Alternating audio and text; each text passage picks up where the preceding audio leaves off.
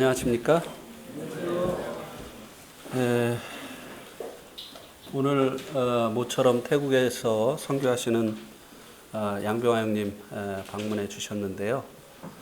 말씀을 부탁드리는 것이 마땅한데 제가 결석을 많이 했잖아요. 지난주도 빠졌고 또 앞으로도 나갈 거고 그래서 좀 성도님들에게 죄송한 마음이 있어서 또 양님 앞으로도 또 참석하실 기회가 있으실 것 같아요. 예. 그래서 좀 부탁을 그때 드리면 될 것 같습니다. 예. 의자가 다 편하십니까? 예. 정현님 편하세요? 제일 걱정되는 분이 정근영 형님이시네. 좀 낫지 않아요? 괜찮아요? 아, 괜찮아요. 그럼 이제 다 편한 겁니다. 예, 오늘은 로마서 전체를 한번 말씀을 드리려고 합니다. 그래서 다 할 수 있을지 모르겠어요. 예, 하는 데까지 하고 나머지는 또 다음에 하도록 그렇게 하겠습니다. 먼저 로마서 1장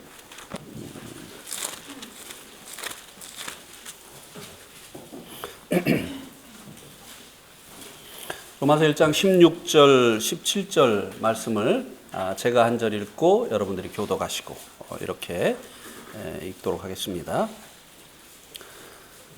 제가 16절 읽겠습니다. 내가 복음을 부끄러워하지 아니하노니 이 복음은 모든 믿는 자에게 구원을 주시는 하나님의 능력이 됨이라.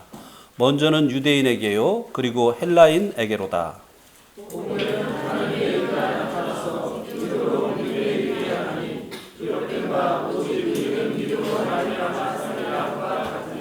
네.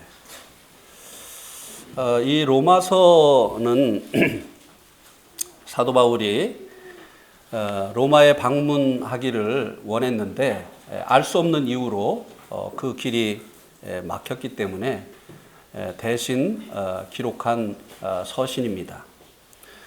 15절 말씀에 보면 이 로마서의 내용이 무엇인가를 말씀을 해주고 있는데요. 15절 한번 보시기 바랍니다. 1장 15절. 그러므로 나는 할 수 있는 대로 로마에 있는 너에게도 복음 전하기를 원하노라. 예. 이 말씀을 통해서 로마서에 쓰여진 그 내용이 복음이라고 하는 것을 우리들이 알 수 있게 됩니다. 그러면 이제 우리가 이런 생각을 할 수가 있게 되죠. 로마에 있는 성도들에게 복음을 전하기를 원했다? 그러면 사도 바울이 로마에 있는 성도들에 대한 로마에 있는 성도들의 구원에 대해서 의심을 한 것인가? 라고 하는 생각을 할 수 있겠죠. 그것은 분명히 아닙니다. 왜냐하면 사도 바울이 로마에 있는 성도들이 구원받은 성도라고 하는 사실을 너무나 잘 알고 있었기 때문이죠. 그러면 이 로마서에 기록되어진 이 복음이 무엇을 말하고 있는 것이냐라고 하는 것입니다. 우리가 이제 흔히 생각하는 죄사함의 구원, 칭의, 이것에 대해서는 로마서 3장에서 말씀을 해주고 있습니다. 만약에 사도 바울이 전하기를 원했던 그 복음이 그것이었다고 한다면 로마서는 로마서 3장에서 끝이 나야 되죠. 근데 로마서는 16장까지 기록이 되어 있습니다. 그래서 이제 로마서 8장까지는 사도 바울이 전하기를 원했던 그 복음에 대해서 기록을 해주고 있는데요. 로마서 이제 그 3장에 나타나 있는 죄의 형벌로부터의 구원에 대해서 말씀을 해주고 난 이후에 로마서 5장 12절부터 로마서 8장 39절까지는 죄의 세력으로부터의 구원에 대해서 말씀을 해주고 있습니다. 이것을 이제 다른 말로 하면 로마서 3장에서 말씀해주고 있는 이 구원을 이제 칭의 구원이다라고 말씀을 해주고요. 그 다음에 이제 로마서 5장 12절에서 로마서 8장 39절까지 말씀해주고 있는 죄의 세력으로부터의 구원, 이것을 성화 구원이라고 말씀을 해주고 있습니다. 물론 로마서 8장 안에 영화에 대해서도 말씀을 해주고 있습니다. 주님 오시는 날에 우리가 주와 같이 되어지는 이 영화 구원에 대해서도 말씀을 해주고 있습니다. 그러면 우리가 생각을 할 때 그러면 로마에 이제 복음을 전하기를 원해서 사도 바울이 방문하기를 원했고 그 길이 막혀서 대신해서 편지를 썼다고 한다면, 로마서를 썼다고 한다면 로마서는 8장에서 끝나야 되는 것이 아니냐고 하는 것이에요. 그런데 로마서는 16장까지 기록이 되어 있습니다. 특별히 이제 9장, 10장, 11장은 이스라엘에 대해서 말씀을 해주고 있습니다. 왜 복음을 말하고 난 후에 이스라엘에 대해서 말씀해 주고 있느냐 하면요, 이스라엘은 복음을 믿는 일에, 복음을 믿고 구원받는 일에 실패한 하나의 예가 되어지기 때문입니다. 그래서 로마서 9장, 10장, 11절의 주제는 로마서 9장 31절입니다. 한번 찾아보겠습니다. 로마서 9장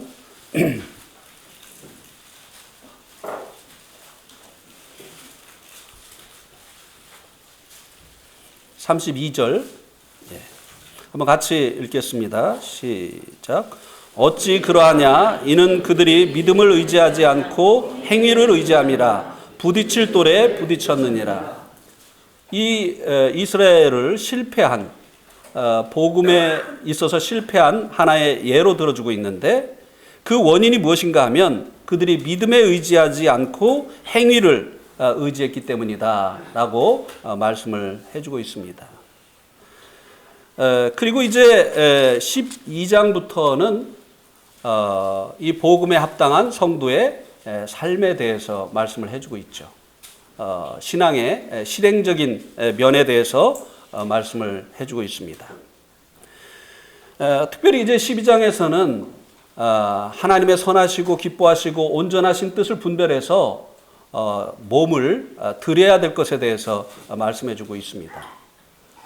신앙생활은 이 몸으로 하는 것이라고 하는 것을 말씀해주고 있죠. 마음으로 하는 것이 아니라 이 몸을 들여서 하는 것이 신앙생활이라고 하는 것을, 실제적인 신앙생활이라고 하는 것을 이제 이 12장 말씀을 통해서 말씀해 주고 있습니다.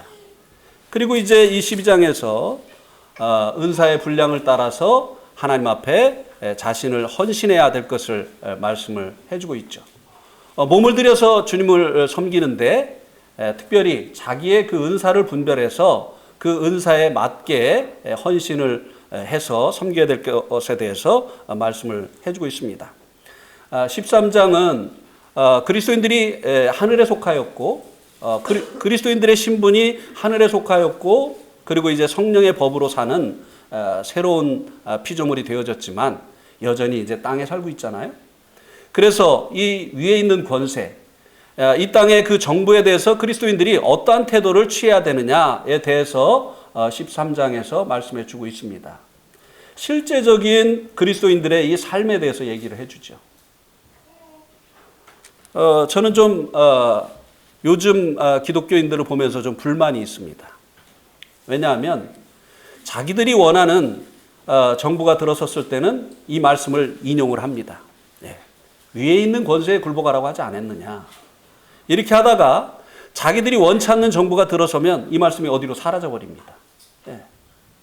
좀 불만이 있어요. 그래서 위정자의 이름을 함부로 부른다든지, 심지어는 별명을 부른다든지, 이거 하나님의 말씀에서 가르치고 있는 성도가 해야 될 바가 아니라고 하는 것이죠. 그래서 이 성경은 어떤 신앙의 원리만을 말씀해주고 있는 것이 아니라 이 원리를 삶 가운데 실제적으로 적용해야 될 것에 대해서 말씀해주고 있습니다. 우리들의 몸을 들여서 하나님을 섬겨야 될 것을 말씀해 주고 있는 것이죠.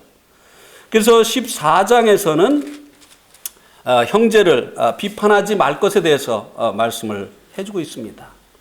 또 15장에서는 믿음이 연약한 강한 자가 연약한 자를 받아야 될 것에 대해서 말씀을 해주고 있죠. 물론 이제 다른 내용도 있습니다만, 그러나 그리고 이제 16장에서는 이제 마지막 인사를 말씀해 주고 있습니다. 이게 로마서가 크게 이렇게 나누어집니다. 1장부터 8장까지 복음, 그리고 이제 9장부터 11장까지는 이스라엘의 예를 들어주고 있는데요. 믿음으로 실패한 예. 그리고 12장부터 16장까지는 성도의 실생활에 대해서, 말씀의 원리를 쫓아서 살아야 되는 성도들의 이 실생활에 대해서, 신앙의 실천에 대해서 말씀을 이제 조목조목 말씀해 주고 있습니다. 이제 1장부터 좀 훑어 나가려고 하는데요. 1장에 보면 제가 서두에 말씀을 드린 것처럼 이 로마서를 쓰게 된 그 이유를 말씀해 주고 있죠. 로마에 있는 성도들에게 가기를 원했는데 알 수 없는 이유로 그 길이 막혔기 때문에 대신해서 이 로마서를 쓴 것입니다. 그런데 이제 쓴 내용이 바로 복음이라고 말씀을 드렸죠. 그럼 이 복음이 무엇이냐? 복음의 정의에 대해서 말씀해 주고 있는데요. 2절에서 4절에 나와 있습니다. 복음이 뭔가에 대해서 2절에서 4절 한번 보겠습니다. 이 복음은 하나님이 선지자들을 통하여 그의 아들에 관하여 성경에 미리 약속하신 것이라. 그의 아들에 관하여 말하면 육신으로는 다윗의 혈통에서 나셨고 성결의 영으로는 죽은 자 가운데서 부활하사 능력으로 하나님의 아들로 선포되셨으니 곧 우리 주 예수 그리스도시라. 여기 이제 복음이 무엇인가에 대해서 말씀을 해주고 있습니다. 한마디로 이 복음을 정의를 하면 4절 마지막에 나와 있습니다. 곧 주 예수 그리스도시니라. 이게 복음의 정의입니다. 복음이 뭐냐? 예수님이 우리의 주라고 하는 것입니다. 예수님이 우리의 하나님이시라고 하는 거예요. 우리가 예배하고 섬겨야 될 바로 하나님이 바로 예수님이라고 하는 것이죠. 그래서 한번 로마서 9장 5절에 한번 보시기 바랍니다. 로마서 9장 5절.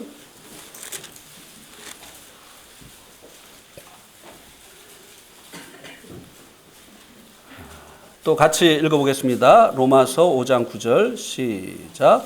조상들도 그들의 것이요 육신으로 하면 그리스도가 그들에게서 나셨으니 그는 만물 위에 계셔서 세세에 찬양을 받으실 하나님이시니라. 아멘. 예수님이 누구라고요? 세세에 찬양을 받으실 하나님이시라는 거예요. 예.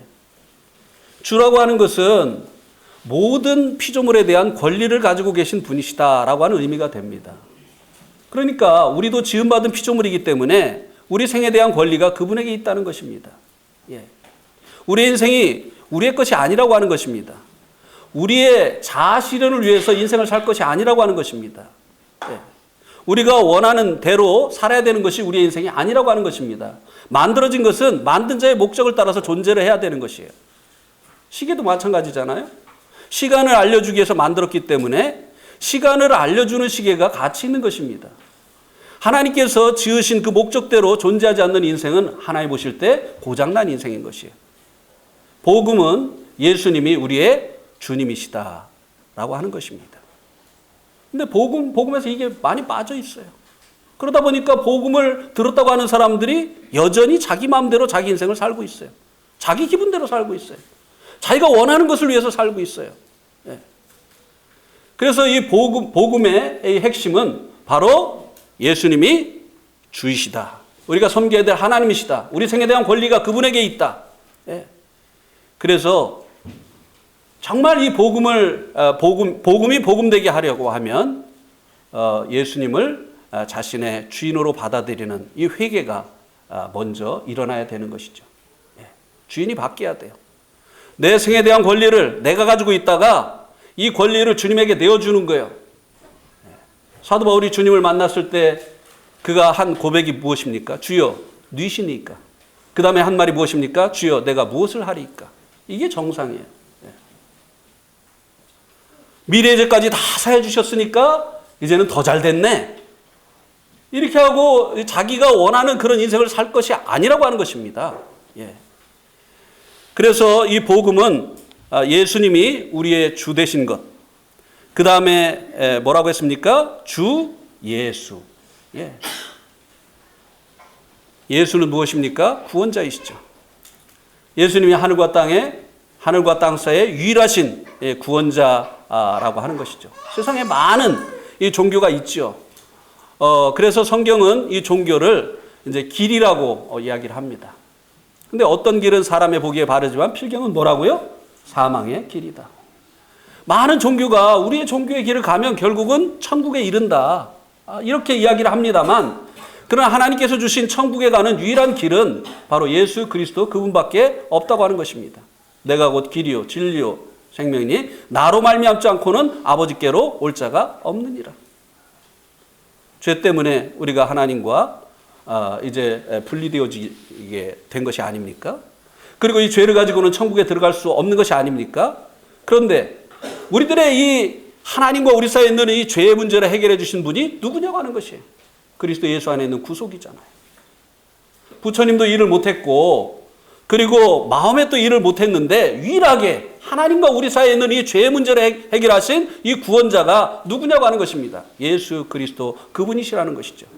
그래서 예수님을 주인으로 믿고 예수님을 나의 구원자로 믿는 것이, 이것이 바로 복음을 믿는 것이 되어지는 것입니다. 그리고 그리스도는 하나님께 이제 기름 부음 받은 분이시죠. 이 그리스도는 하나님께서 약속하신 바로 그 여자의 후손이십니다. 하나님께서 약속하신 그분이 바로 주 예수 그분이시라고 하는 것입니다. 예. 그래서 이 복음의 이 정의는 주 예수 그리스도이십니다. 그래서 정상적으로 복음을 듣고 믿었다고 한다면 그 사람의 주인이 예수님이 돼야 되는 거예요. 그 사람에 대한 생애 권리가 예수님께 있어야 되는 것이에요. 그리고 그분의 구원자가 예수 그리스도가 되어져야 되는 것입니다. 그리고 하나님이 약속하신 그분이 바로 예수, 이분이 되어져야 되는 것입니다. 예. 그 다음에 이제 이 복음의 그러면 기능이 무엇이냐, 복음이 어떤 기능을 가지고 있느냐에 대해서 우리가 읽은 1장 16절하고 17절에서 말씀해 주고 있습니다. 다시 한번 보겠습니다. 내가 복음을 부끄러워하지 아니하노니 이 복음은 모든 믿는 자에게 구원을 주시는 하나님의 능력이 됨이라. 먼저는 유대인에게요 그리고 헬라인에게로다. 복음에는 하나님의 의가 나타나서 믿음으로 믿음에 이르게 하나니 기록된 바 오직 의인은 믿음으로 말미암아 살리라 함과 같으니라. 복음에는 어떤 기능이 있느냐면요, 믿는 자를 구원해 주시는 하나님의 능력이라고 말씀해 주고 있습니다. 믿는 자들을 구원하는 기능이 있다는 거예요. 근데 이 구원을 17절에서 다른 말로 표현을 해주고 있습니다. 17절 마지막 부분에 보면 오직 의인은 믿음으로 말미암아 어떻게 된다고요? 살리라. 이 구원받았다고 하는 것이 무엇인가를 여기 이 말씀이 다시 말씀해 주고 있는데요. 구원받았다고 하는 것은 살아나는 거예요. 죽은 사람이 살아나는 거예요. 예. 어떤 복음을 이해한 것이 아닙니다. 또 복음을 동의한 것이 구원이 아닙니다. 예. 죽은 자가, 죄와 허물로 죽었던 자가 살아나는 것이에요. 생명을 얻는 것이에요. 예. 자, 에베소서 2장 5절 말씀을 보시기 바랍니다. 에베소서 2장 5절.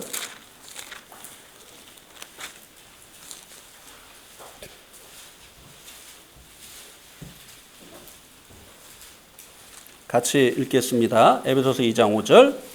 시작. 허물로 죽은 우리를 그리스도와 함께 살리셨고 너희는 은혜로 구원을 받은 것이라. 예, 여기 보니까 허물로 죽은 우리를 그리스도와 함께 어떻게 했다고요? 살리셨죠. 근데 그것을 가로에 뭐라고 말씀해 주고 있습니까? 너희는 은혜로 구원을 받은 것이라. 구원이 무엇이냐고 하는 것이에요. 구원은 죽은 자가 살아나는 것이에요. 죽은 자가 생명을 얻는 것입니다. 새로운 생명을 얻는 것이에요. 이게 바로 구원이라고 하는 것이죠. 이 복음의 기능이 이런 놀라운 기능을 가지고 있다는 거예요. 만약에 여러분의 집에 집어넣으면, 죽은 사람을 집어넣으면 살아나는 기계가 있어요. 예. 그러면 여러분 이거 부끄러워하겠습니까? 아니면 널리 자랑하겠습니까? 예? 죽은 사람을 집어넣으니까 살아나요. 이런 기능을 가지고 있는 기계가 있어요. 그러면 어떻게 하겠냐는 거예요. 우리가 왜 복음을 부끄러워해야 되느냐고 하는 것이에요. 복음에는 이런 기능이 있는데, 죽은 자를 살리는 이런 기능이 있는데 왜 우리가 복음을 부끄러워해야 되느냐 이 말이에요. 병든 사람을 고치는 이런 병원만 있어도 서로 소개하고 거기 가봐라, 그 병원에 가면 네 병 낫는다 이렇게 하고 우리가 자랑하고 소개해주고 널리 전파하는 것이 아니겠습니까? 그런데 이 복음은 죽은 자를 살리는 이와 같은 기능이 있다고 하는 것입니다. 그러니까 이 복음을 부끄러워하지 않는 것이죠. 오히려 자랑하는 것이죠. 담대히 증거하는 것이죠. 복음에는 이런 기능이 있다고 하는 것입니다. 자, 그러면서 이제 그 다음에는 이방인의 죄에 대해서 말씀을 해주고 있습니다. 이방인의 죄에 대해서 이제 로마서 1장 18절부터 32절까지 말씀을 해주고 있는데요. 여기 이제 여기에서 말씀해주고 있는 것이 이방인의 죄인데요. 이방인의 죄에 대해서 말씀해주고 있다는 것을 23절이 우리들에게 알려주고 있죠. 한번 23절 보세요. 썩어지지 아니하는 하나님의 영광을 썩어질 사람과 새와 짐승과 기어다니는 동물 모양의 우상으로 어떻게 했다고요? 예. 이 우상을 섬기는 죄는 유대인들이 졌습니까? 아니면 이방인들이 졌습니까? 이방인들이죠. 그래서 여기서는 이방인들의 죄에 대해서 말씀을 해주고 있어요. 그래서 이방인들이 지은 이 영적인 죄가 바로 우상숭배라고 하는 것입니다.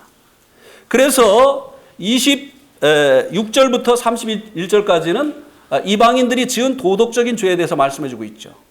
예. 영적인 죄가 도덕적인 죄를 파생시켰다고 하는 것입니다. 예. 그래서 정말 구원을 받으면요, 영적인 변화뿐만 아니라 도덕적인 변화가 일어나는 것이 정상이라는 것이에요. 왜냐하면 영적인 죄에서 도덕적인 죄가 파생이 되어졌기 때문에 정말 구원을 받으면 하나님과 관계가 회복되어질 뿐만 아니라 도덕적인 변화가 일어나는 것이 정상이라고 하는 것입니다. 그렇습니까? 안 그렇습니까? 그렇습니다. 아멘입니까? 아닙니까? 아멘. 예, 아멘입니다. 그 다음에 이제 2장에서는 유대인들의 죄에 대해서 말씀을 해주고 있죠. 유대인들의 죄가 무엇입니까? 2장 1절에 보세요.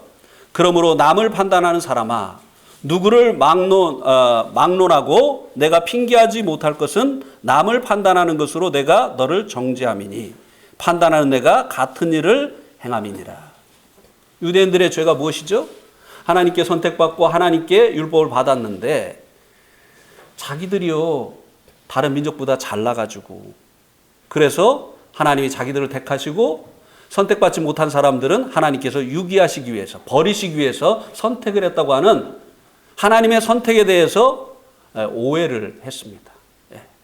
그리고 하나님께 받은 그 율법을 뭐 하는 데 사용을 했다고요? 지키는 데 사용한 게 아니라 남을 판단하는 데만 사용을 했다는 것이에요. 그러니까 자기들이 판단한 그 일을 자기들도 행하는 것이에요. 그러니까 하나님께서 그들이 판단한 그것으로 그들을 판단하시고 정죄하실 것이라고 말씀해 주고 있습니다. 유대인들의 죄에 대해서 2장에서 말씀해 주고 있죠. 그러면서 이제 3장 10절에 보면, 3장 10절에 보세요. 기록된 바 의인은 없나니? 네, 하나도 없으며. 이방인이든 유대인이든 다 모조리 뭐라고 말씀해 주고 있는 것입니까? 죄인이라고 말씀해 주고 있는 것이. 하나도 없다는 것이에요. 예. 근데도 우리 주님 만나기 전에는 우리를 죄인이라고 생각을 했습니까? 죄인이라고 생각 안 했어요. 예. 그러면 왜 이 복음, 영혼을 구원하고 죄인을 구원하는 이 복음, 죽은 자를 살리는 이 복음을 기록한다고 해놓고 죄에 대해서 이렇게 이야기를 하느냐고 하는 것이. 이방인도 죄인, 유대인도 죄인. 왜 죄에 대해서 먼저 이야기를 하느냐고 하는 것입니다. 여러분이요, 복음을 전하기를 원하면요, 이걸 깨달아야 돼요. 병원에 환자가 왔습니다. 환자가 딱 들어오니까 의사가 이 약으로 말할 것 같으면요, 이게 굉장히 좋은 겁니다. 이거 먹으면요, 그냥 이러면서 약 선전 먼저 합니까? 아니면은 환자 진단부터 합니까? 예, 진단부터 하죠. 제가 속이 안 좋아가지고 병원을 자주 가가지고 이 속병에 대해서는 제가 경험을 통해서 도가 텄습니다. 예. 병원에 가면은 어떻게 오셨습니까? 뭐를 도와드릴까요? 이렇게 묻습니다. 그러면은 배가 아파서요. 그러면은 그 다음에 의사 선생님이 무엇을 묻습니까? 윗배가 아픕니까? 아랫배가 아픕니까? 이렇게 물어보죠. 그죠? 이건 뭐죠? 위가 아픕니까? 장이 아픕니까? 이거 물어보는 거잖아요. 그죠? 그 다음에 아이고 윗배가 아파요. 그러면은 그 다음에 뭐 물어보죠?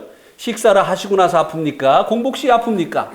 이거를 물어보잖아요. 그러면은 아이고 그냥 밥을 먹고 나면 좀 있다가 막 그냥 배가 막 그냥 막 아이고 막 굉장히 아파요. 그러면 그러면은 위에 염증이 생기신 겁니다. 그러니까 그 밥에 있는 짠 기운 그리고 또 뭐 신기운 이런 것들이 그 상처에 가니까 그 아픈 겁니다. 예. 여러분 적으세요. 예? 병원 안 가도 돼요, 여러분. 예. 아랫배가 아프면 장이 안 좋은 거예요. 그 다음에 윗배가 아프면 위가 안 좋은 거예요. 예. 그 다음에 이게 이제 속이 막 쓰리고 막 그냥 칼로 도려내는 것처럼 아프다. 그럼 뭘 먹어야 되느냐? 라니티딘을 드세요. 예. 라니티딘을 먹으라고 합니다. 근데 요즘은 이제 이걸 안 거네요. 왜냐하면 발암물질이 있다는 거예요. 예. 근데 제가 엄청 먹었거든요. 그래도 하나님이 보호하사 아직까지 암이 안 걸려서 참 다행입니다. 예. 그 다음에 이 라니티딘을 먹었는데도 안 고쳐진다. 그 다음에 뭘 먹어야 되느냐? 오메프라졸을 드세요. 적어요, 적어.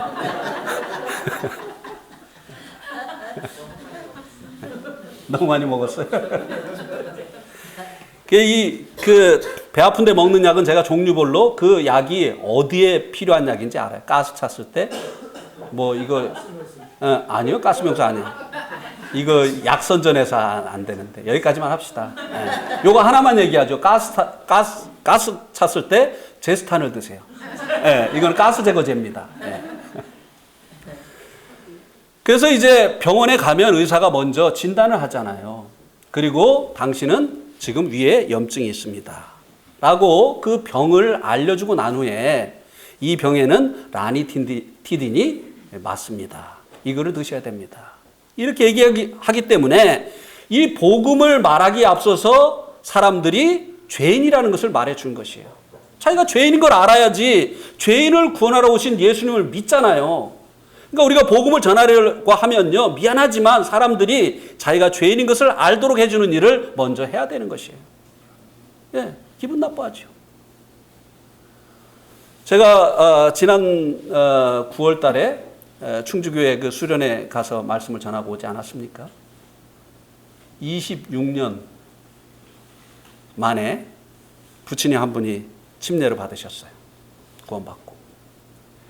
이분이 이제 자매님의 아버지이신데 교회 처음 막 딸이 막 그냥 강권을 해가지고 오셨어요. 그런데 이분이 이제 몇 번 나오시다가 안 나오셔요. 그래서 제가 찾아갔지 뭡니까? 찾아가가지고 말씀을 드리려고 하니까 이분이 제가 이야기도 하기 전에 먼저 이야기를 하시는 거예요. 그 교회 참 좋습니다. 가족적인 분위기고 그리고 밥도 주고 참 좋습니다. 이렇게 이야기를 하셔요. 근데 딱 한 가지 고쳐야 될 게 있습니다. 그래가지고 그게 뭔데요? 그거 딱 한 가지만 고치면은 교회 부흥하겠습니다. 그게 뭔데요? 그러니까 그래. 교회 처음 온 사람은 구석탱이다 뭘 앉혀놓고 죄 졌습니까? 안 졌습니까? 죄인인 거 아세요? 모르세요? 기분 나빠서 그 다음에 갈 마음이 안 생깁니다. 교회 처음 나온 사람한테 자꾸 죄인이라고 하면 누가 그 다음에 교회 가고 싶겠습니까? 그렇게 얘기를 하시더라고요. 그죠? 그래도 의사가 환자를 기분 좋게 하려고 아무 병 없습니다. 문제 없습니다. 안녕히 돌아가십시오. 이렇게 하면 되겠습니까? 그냥 영양제만 드시면 됩니다. 이렇게 하시면 되겠어요? 아니잖아요. 그가 기분 나빠해도 암이면 암이라고 얘기해 줘야 되잖아요. 제가 예수병원에 이제 저 때문에 갔는데 저를 이제 이렇게 보던 형제님이 아유, 자매님도 좀 보셔야 되겠는데요? 그러더니 목을 이렇게 보더니 이거 제 전공인데 이거 좀 이상하네요. 근데 들어가서 이렇게 보더니 이거 과장님이 보셔야 되겠다는 거예요. 과장님이 보시더니 저는 뭐 무슨 일 있겠느냐 생각하고 저는 이제 다 진찰이 끝났기 때문에 밖에 이제 형제님들하고 즐겁게 교제하고 있었어요. 그런데 그 형제님이 나왔는데 얼굴이 심각해요. 과장님이 들어오시래요. 딱 들어가니까요. 과장님이 뭐라고 얘기를 하시느냐. 각오하셔야 되겠습니다. 하고 싶지 않은 얘기죠. 제가 경험으로 볼 때 악성입니다. 이렇게 얘기를 하는 거예요. 악성이라는 얘기가 무슨 얘기죠? 암이라는 얘기예요. 그 바늘이 안 들어간다는 거예요. 너무 딱딱해가지고. 옛날 얘기예요. 지금 얘기 아니에요. 걱정하지 마세요. 그 암이라고 하는 얘기 누가 듣고 싶어 합니까? 그러나 그를 고치려면, 그가 수술받게 하려면 어떻게 해야 됩니까? 얘기해 줘야 되잖아요. 우리가 복음을 전하려면요. 복음 누가 잘 전하느냐면요. 그 사람이 죄인인 것을 깨닫게 하는 사람이 복음 잘 전하는 사람이에요. 그냥 하나님 당신 사랑하십니다. 그래서 하나님께서 당신의 죄를 위해서 십자가에 돌아가셨어요. 이렇게 사랑하세요. 믿으세요. 이거 복음 잘 전하는 사람 아니에요. 그게 자기 게 안 되잖아요. 자기가 정말 죄인이어야지 예수님의 그 십자가의 죽으심이 자기 게 되지요. 예수의 보혈이 자기 게 되지요. 죄인인 줄 모르니까. 누구는 좋겠다. 맨날 술 먹고 길바닥에 눕는 우리 앞집 사람. 맨날 집에 와가지고 그냥 그 가정폭력 행사하는 그 밑에 집 사람. 자기에게로 듣는 것이 아니라고 하는 것이.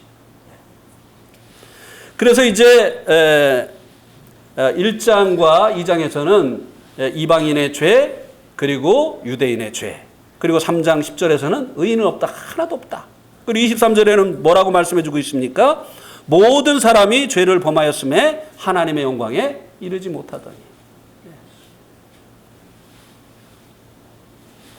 그러니까요, 그냥 한 가지를 더 말씀을 드리는데요. 복음 전하려면요, 구도자들에게 신세지지 말아야 돼요. 신세지고 나면 어떻게 그 사람들에게 죄인이라고 말할 수 있어요? 말 못하잖아요. 절대 밥 사줘도 먹으면 안 돼요. 네, 구원받기 전에는 밥 사줘도 먹으면 안 됩니다. 뭐 줘도 받으면 안 됩니다. 네. 제가 아버지에게 그렇게 했잖아요. 구원받고 아버지에게 한 번도 도움받지 않았어요.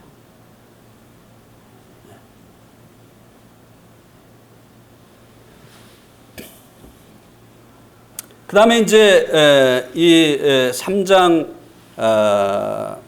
19절과 20절에서는 율법의 행위로는 의롭다함을 얻을 수 없다고 하는 것에 대해서 말씀해 주고 있습니다.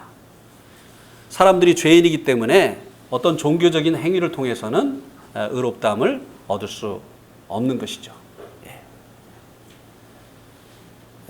그리고 이제 21절에서 31절까지는 그리스도 예수 안에 있는 구속으로 말미암아 구원을 얻는 것에 대해서 말씀을 해주고 있습니다. 우리가 믿음으로 말미암아 행위가 아닌 믿음으로 말미암아 구원을 받게 되는데요.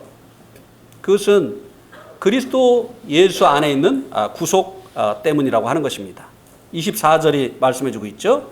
그리스도 예수 안에 있는 속량으로 말미암아 하나님의 은혜로 값없이 의롭다 하심을 얻는 자 되었느니라. 여기는 이제 속량이라고 말씀해주고 있는데 옛날 성경에는 구속이라고 말씀해주고 있죠. 왜 이거 바꾼 줄 아세요? 왜 구속이라는 말을 속량으로 바꾼 줄 아십니까? 구속하면 체포되는 것으로 자꾸 사람들이 생각을 하니까 구속이라는 그 말이 값을 치르고 이제 자유케, 묶인 것에서 자유케 한다는 그런 의미를 가지고 있거든요. 그래서 이제 이 구속, 이것이 결국은 이제 속량을 말씀해 주고 있는 것이죠. 우리 한번 이사야서 43장 2절 3절을 보겠습니다.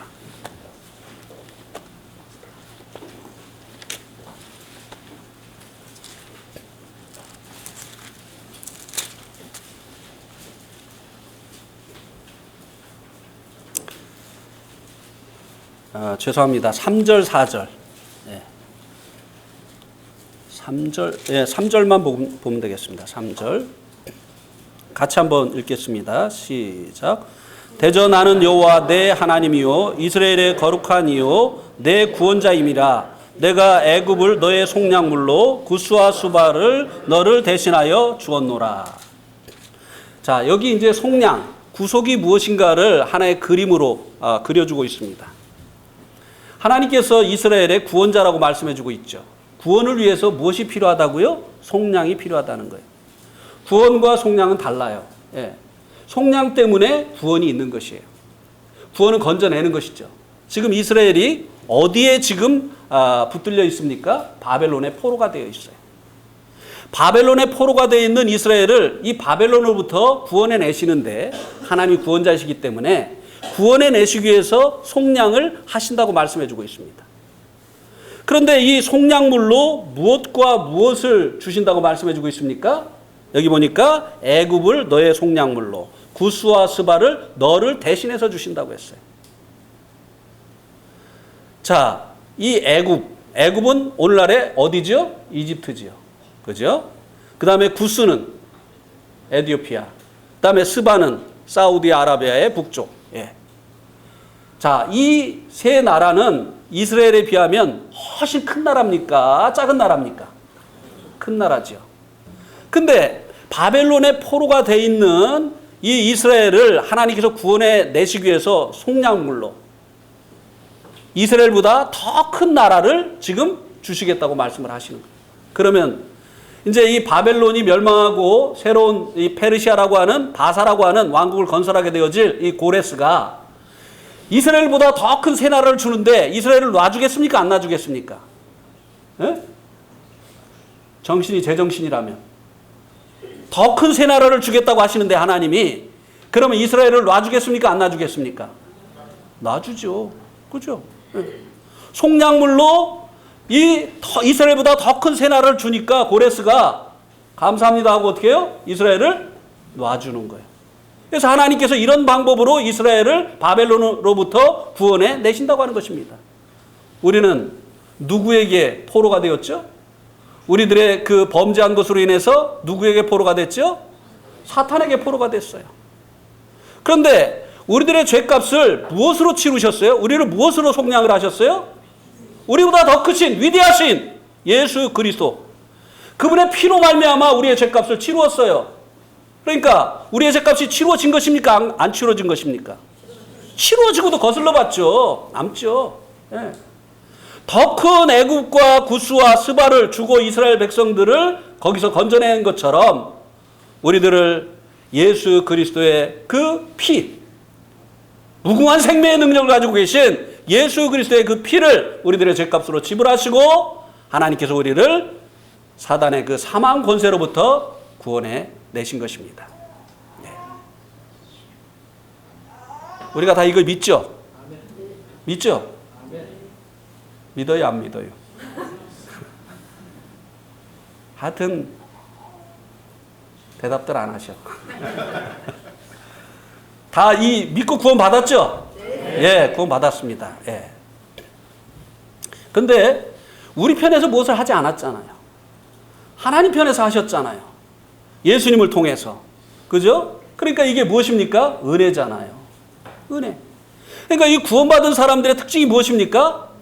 감사가 있고 찬송이 있는 것이. 근데 자기가 무엇을 해서 구원받는다고 생각하는 사람들은 무엇이 있겠습니까? 자랑이 있는 거예요. 예, 내가 교회 몇 년 다녔다. 내가 11조를 그냥 성실하게 했다. 내가 성수지를 몇 년을 그냥 했다.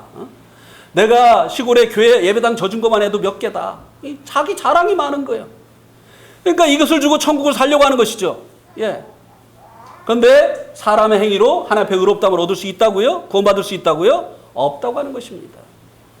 그래서 이제 예수님께서 우리의 그 죄를 당신의 그 피로 다 이제 갚아주셨기 때문에 우리가 단지 믿음으로 말미암아 의롭다함을 얻고 구원을 받게 되니까 이게 웬 말이냐 이거예요. 이게 왜 은혜냐 이 말이에요. 그러니까 찬송과 감사가 우리의 삶 가운데 넘치게 되는 것이고 또 사람들을 대할 때 은혜로 대하게 되는 거예요.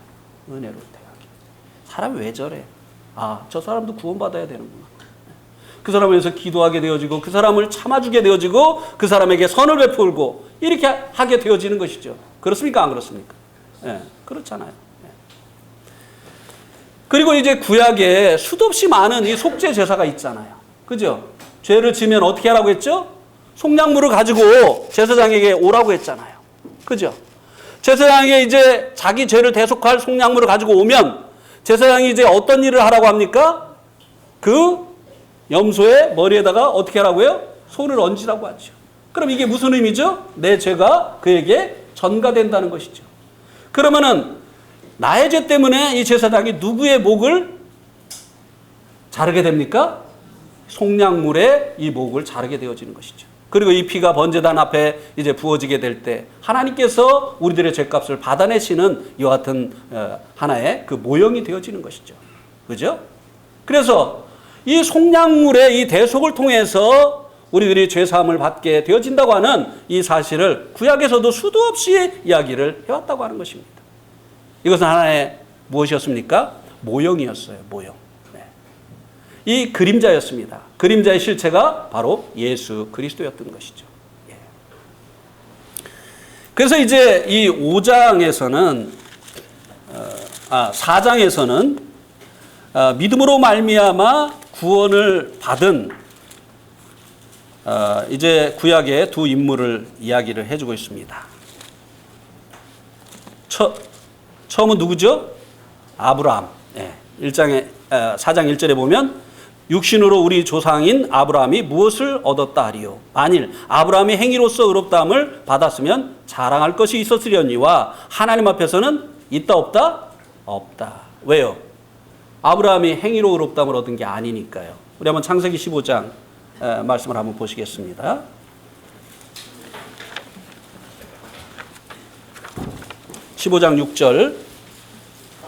창세기 15장 6절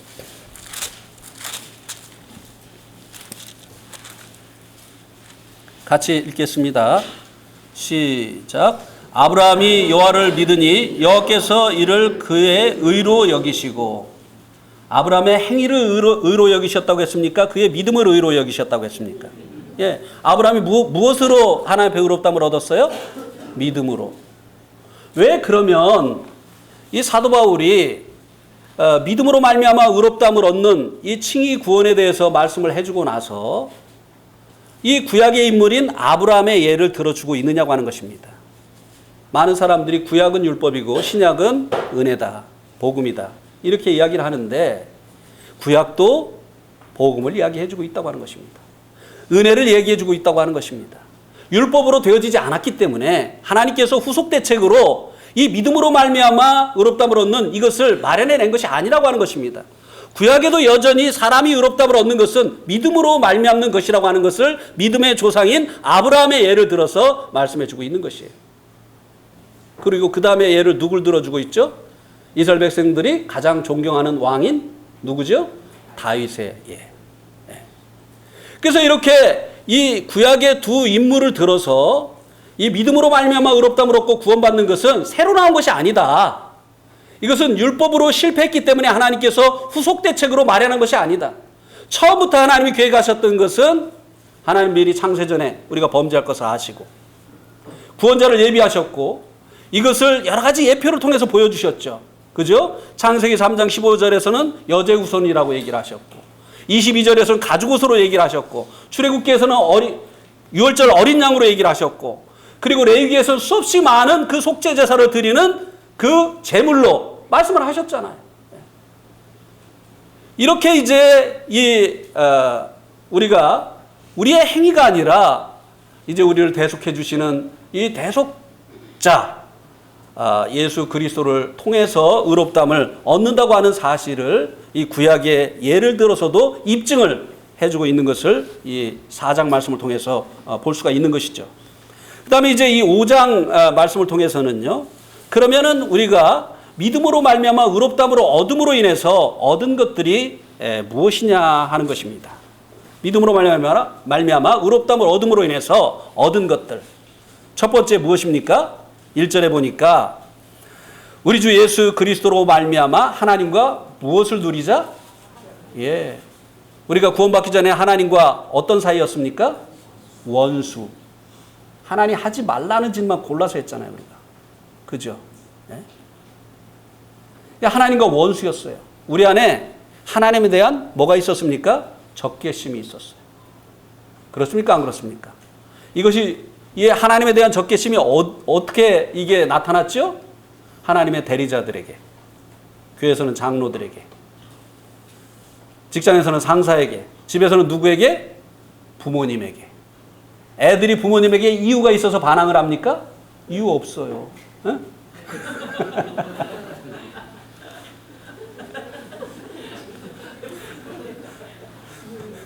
요즘은 우리 김영선 자매님 대신 상원이가 말씀을 많이 도와주는 것 같아요. 감사합니다. 예. 애들이요, 이유 없이 그렇게 저항을 해요. 예. 하라고 하면은 하던 짓도 멍석을 펴놓으면 어떻게 해요? 안 해요. 예. 하지 말라고 하는 짓은 더 재밌어요. 그렇습니까? 안 그렇습니까? 그러니까 엄마들이 애들 키우다가 애들 보고 뭐라고 합니까?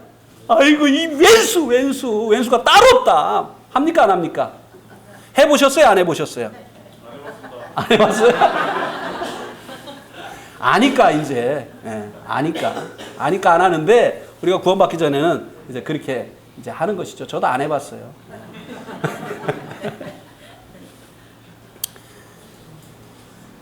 네.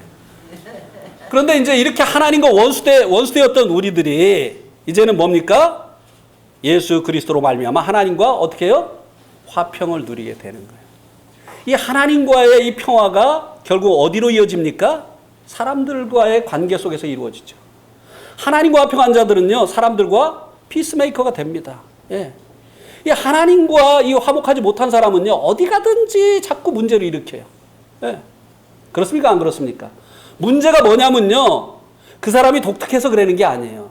그 사람의 문제는 뭔가 하나님과 화목하지 못하고 있는 그런 문제가 있는 것이에요. 자, 그 다음에 믿음으로 서 있는 2절에 보니까 은혜에 들어감을 얻었다고 말씀해 주고 있죠. 이게 얼마나 좋습니까? 우리가 율법 아래 있다고 한다면 우리 받은 구원 취소되겠습니까? 안 되겠습니까? 구원받고 나서 하나님께서 구원을 율법을 지켜서 이루어 가라, 이렇게 하나님께서 말씀하셨다고 한다면 우리가 구원을 유지할 수 있겠습니까? 이 받은 구원을 잃어버리겠습니까? 잃어버리죠. 왜? 구원받고도 우리가 죄 짓습니까? 안 짓습니까? 근데 우리가 구원받고 이 구원이 계속 지속될 수 있는 것은 뭡니까? 구원받은 이후에 우리가 어디에 있어요? 은혜 아래에 있는 거예요. 은혜 아래에. 네. 근데 이 은혜는요, 하나님께서 구원받은 자들에게 베푸신 이 은혜는요, 대속의 은혜만이 아닙니다. 수없이 많이 있어요. 자, 보세요. 시편 22편이 뭘 얘기해 주고 있죠? 고난 받으시는 주님에 대해서 얘기해 주고 있죠. 그러면은 시편 24편은 무엇을 얘기해 주고 있죠? 영광의 왕으로 오실 주님에 대해서 얘기해 주고 있죠. 그럼 중간에 시편 23편은 뭐를 얘기해 주고 있어요? 여호와는 나의 목자시니. 근데 요 은혜만 은혜인 줄 알아요. 주님이 우리의 죄를 위해서 고난 받으신 요것만 주님의 은혜인 줄 알아요. 영광의 왕으로 다시 오시는 주님, 이것도 큰 은혜잖아요. 주님 오시는 그날에 그와 같이 우리가 변화되어질 것이잖아요. 지금은 우리의 그 하나님의 자녀라고 하는 이 새로운 생명이 그리스도 안에서 하나님 안에 감춰져 있잖아요. 그러니까 우리가 얼마나 영광스러운 존재인지 우리도 잘 모르고 세상 사람들도 몰라봐요. 그런데 이것이 주님 오시는 날에 드러나게 되어진다고 하는 것입니다. 예. 그러니까 이것도 얼마나 큰 은혜인지 몰라요. 우리가 얼마나 큰 은혜를 받았는지요, 천국 가면은 그때야 비로소 알게 되어질 거예요. 그냥 죄 사함 받은 거, 이거는 정말 은혜 중에 아주 지극히 일부라고 하는 것을 우리들이 알게 되어질 것이에요. 근데 더 감사한 것은 무엇입니까? 현재 삶 가운데서 주님이 우리를 어떻게 하세요? 목자 되셔서 인도하시잖아요. 보호해 주시고. 그리고 우리가 가야 될 바른 길을 알려주시고, 또 바른 길을 갈 수 있도록 어떻게 해요? 뒤에서 밀어주시고, 앞에서 당겨주시고, 이렇게 하시잖아요. 그렇지 않으면 우리 어떻게 되겠어요? 마귀가 가만둡니까? 주님 보호해주시지 않으면? 이 땅에서 다른 왕을 섬기는데, 자기가 이 세상 임금인데, 다른 왕을 섬기니 마귀가 가만두겠습니까? 가만 안 두잖아요. 근데도 우리에게 아무 일도 없는 이유가 무엇입니까? 주님 우리를 보호하시기 때문이에요. 이거 아세요? 여기에도 지금 병균이 얼마나 많은 줄 아세요? 근데 왜 우리가 이렇게 멀쩡하게 지금 살아있느냐고 하는 것이에요. 순간순간이 주님의 은혜예요. 아십니까 이거? 그렇다고 한다면 우리가 이 모든 것을 다 감사해야 되잖아요. 우리가 이 은혜 안에 있다고 하는 거, 이것이 얼마나 놀라운 것인지 모른다고 하는 것입니다. 율법은 뭐예요? 우리가 하면 주고 못하면 벌 받고.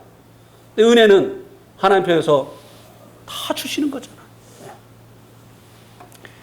그 다음에 하나님의 영광을 바라고 즐거워하느니라. 자, 3장 23절하고 한번 비교를 해봅시다. 3장 23절. 모든 사람이 죄를 범하였음에 하나님의 영광에 이르지 못하더니. 자, 우리는 과거에 하나님의 영광에 이르지 못하던 사람들이었어요. 하나님이 두려웠던 사람들이었어요. 도둑이요, 밤새도록 밤 작업을 했어요. 그래가지고 이제 아침에 돼가지고 이제 해장국을 먹으러 갔습니다. 근데 거기에 이용순 형제님이 온 거예요. 경찰이 들어온 거예요. 자기 잡으러 온 거 아니거든요. 근데 이 밤 작업을 하고 이제 그 해장을 하려고 하는 이 도둑이 경찰이 딱 들어오면 어떻습니까? 경찰이 반갑겠습니까? 두려워요. 우리가 이 죄 가운데 있을 때, 죄의 문제가 해결되지 않았을 때 하나님이 두려운 존재였어요. 아담이 범죄한 후에 어떻게 했죠? 숨었죠. 그리고 자기들의 그 죄로 인한 부끄러움을 가리려고 노력을 했죠. 하나님 부르시니까 뭐라고 했죠? 우리가 두려워하여 숨었다고 했어요. 우리가 과거에는요, 하나님의 영광에 나아갈 수가 없었어요. 왜? 하나님의 그 빛 앞에 나가면 우리의 그 더러운 죄가, 부끄러운 죄가 다 드러나 버리니까. 그리고 심판받으니까.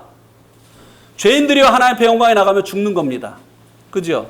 모세가 하나님께 자신의 영광을, 하나님의 그 영광을 보여달라고 했을 때 하나님께서 뭐라고 말씀하셨죠? 나의 영광을 보고 살 자가 없다고 했어요. 그런데 이제는 이 5장 2절 말씀해 보니까 하나님의 영광을 어떻게 한다고요? 바라고서 즐거워한다는 거예요. 이 구원받은 성도들은요, 영광스러운 그 하나님의 모습을 볼 날을 고대하고 살아갑니다. 그렇습니까? 안 그렇습니까? 구원받은 사람들의, 모든 구원받은 사람들의 소망은 뭐예요? 그분의 영광을 보는 거예요. 그렇습니까? 안 그렇습니까? 그들이 부분유고서를 믿든, 그냥 다 휴거되는 것을 믿든, 어쨌든, 구원받은 이 성도들의 이 소망은 무엇입니까? 주님의 그 영광을 보는 거예요. 왜요? 주님 이 땅에 오실 때는 그 영광을 가리고 오셨잖아요. 그죠? 고운 모양도 없고 풍채도 없고 그 마른 땅에서 나온 그 줄기 같은 그런 모습으로 오셨잖아요. 우리는 주님의 영광을 못 봤어요. 지금 이제 단지 성경을 통해서 간접적으로 볼 뿐이에요. 그런데 원래 그 주님의 영광스러운 그 모습 보고 싶잖아요. 그 영광을 바라고 즐거워하는 것이죠. 근데 주님의 영광만 우리가 보게 됩니까? 우리도 영광스럽게 되잖아요. 그리고 또 그 천국에 이르게 되면 얼마나 주님 계신 그 천국이 얼마나 영광스럽겠습니까? 제가 지난번에 얘기했죠. 여기 그 바라고 즐거워한다 이 말이 너무 기뻐서 막 흥분해가지고 이렇게 하는 그 의미를 가지고 있다고 했죠. 네팔에 사람들이 이 포카라라고 하는 곳에 와가지고 그 히말라야를 보는 그 뷰 포인트에 가서 이제 히말라야가 딱 보이잖아요. 그럼 우와, great, amazing, 막 난리가 납니다. 난리가. 그 히말라야만 보고도 하나님이 지으신 그 히말라야만 보고도 막 사람들이 난리를 치는데 주님의 그 영광을 보게 되어질 때 우리가 얼마나 더 놀랍게 되어지겠느냐고 하는 것입니다. 그래서 그것을 우리가 소망하면서 지금 아직은 보지 못했지만 지금 현재 그것으로 인해서 즐거워한다고 하는 것입니다. 저희들이 네팔에 있을 때 제일 즐거운 일이 무엇이었는지 아십니까? 우리 양해님도 마찬가지일 거예요. 네팔에 있을 때 제일 즐거운 일. 예, 한국에 올 때. 예. 한국에 오는 것이 그렇게 좋았어요. 두 번째로 좋은 일은요. 한국에서 손님이 올 때. 예. 양해님 안 그러실 거예요, 그죠? 양해님은 태국에 갈 때가 제일 즐거우실 거예요. 예. 그게 이제 비행기표를 딱 예약을 하잖아요.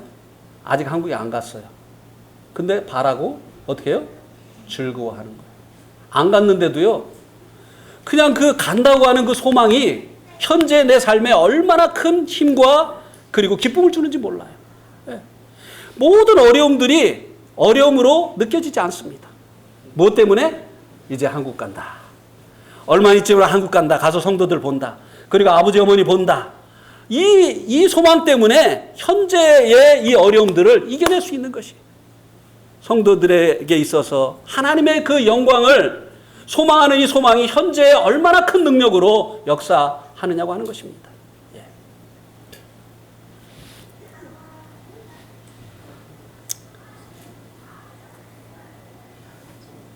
예. 6절하고 11절까지만 하고 오늘 마쳐야 될 것 같습니다. 예. 나머지는 또 다음에 하도록 하겠습니다. 6절에서 이제 11절까지에는요, 특별히 9절, 10절을 한번 보시기 바랍니다. 그러면 이제 우리가 그의 피로 말미암아 의롭다 하심을 받았으니 더욱 그로 말미암아 진노하심에서 구원을 받을 것이니 곧 우리가 원수 되었을 때 그의 아들의 죽으심으로 말미암아 하나님과 화목하게 되었은즉 화목하게 된 자로서는 더욱 그의 살으심으로 말미암아 구원을 받을 것이니라. 제가 이제 이 로마서를 성도들과 함께 이제 공부를 하면서 네팔에서도 했고 지금 이제 우리 내동 성도들과도 같이 이제 하는데요. 과거를 제가 이렇게 생각을 했어요. 내가 칭의 구원 하나 알고 로마서를 다 알았다고 하는 것이 이게 얼마나 우스운 일이었는가. 로마서에서 수없이 많은 것을 얘기해주고 있는데 로마서를 전체를 다 칭의 구원으로 풀어버리는 거예요. 그러니까 너무나 귀한 것들을 다 잃어버리는 것이죠. 그러니까 이 신앙도 안 자라가지요. 거기에 머물러 있으면. 여기 9절 10절에 보면 그의 피로 말미암아 의롭다 하심을 받았은즉 더욱 그로 말미암아 어디에서 구원을 받을 것이라고요? 이것은 우리가 받은 구원을 얘기합니까? 앞으로 받을 구원을 얘기합니까? 이거는 우리가 받은 구원을 얘기합니까? 앞으로 받을 구원을 얘기합니까? 구원을 뭐예요? 얻을 것이라고 미래 시제로 얘기해주고 있죠. 이것은 미래에 아직은 우리가 받지 못한 구원을 얘기해주고 있어요. 이게 뭐냐 하면은 미래에 얻게 되어줄 구원이죠. 이게 뭐예요? 어디서부터 구원을 받는다고요? 진노하심에서 구원을 받는다. 이 진노는 무엇을 얘기하죠? 예, 예수님께서 공중에 오실 때 이 땅에는 하나님의 진노가 쏟아지기 시작할 겁니다. 그게 뭐예요? 7년 환란이잖아요. 이 그리스도인들은 하나님의 죄에 대한 이 형벌, 이 심판으로부터 구원을 받았을 뿐만 아니라 이 땅에 임하는 이 환란으로부터 구원을 받는다고 하는 것입니다. 얼마나 좋아요.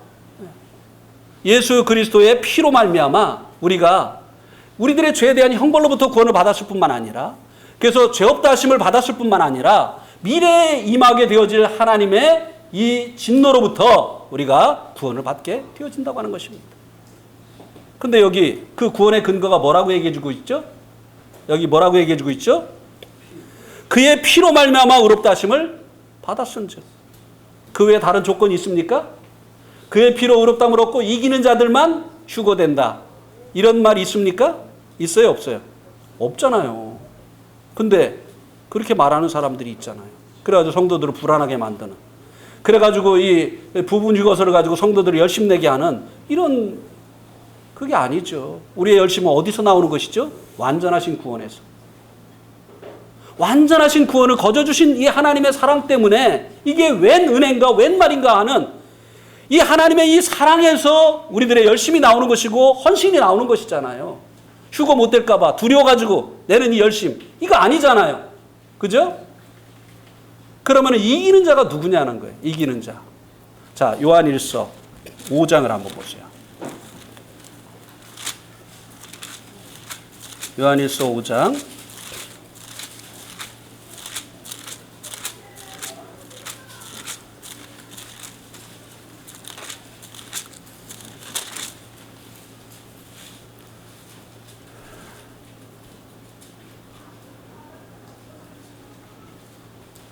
4절 5절. 무릇 하나님으로부터 난 자마다 세상을 어떻게 한다고요? 이기느니라. 세상을 이기는 승리는 이것이니 우리의 뭐라고요? 믿음이니라. 예수께서 하나님의 아들이심을 믿는 자가 아니면 세상을 이기는 자가 누구냐? 자, 이기는 자가 누구죠? 예수님 믿는 사람들. 성경에서 말하고 있는 이기는 자는요, 예수님 믿는 사람들을 얘기하는 거예요. 예수님 믿는 사람들 중에 특별한 사람들을 얘기하는 것이 아닙니다. 예. 그래서 마지막 그 심판이 임할 때 휴거되는 이 자격은요, 예수 그리스도의 피로 말미암아 의롭다함을 얻은, 주님을 믿음으로 말미암아 의롭다함을 얻은 이 성도들에게 이 휴거의 자격이 주어진다고 하는 것입니다. 그거 이상의 자격이 없어요.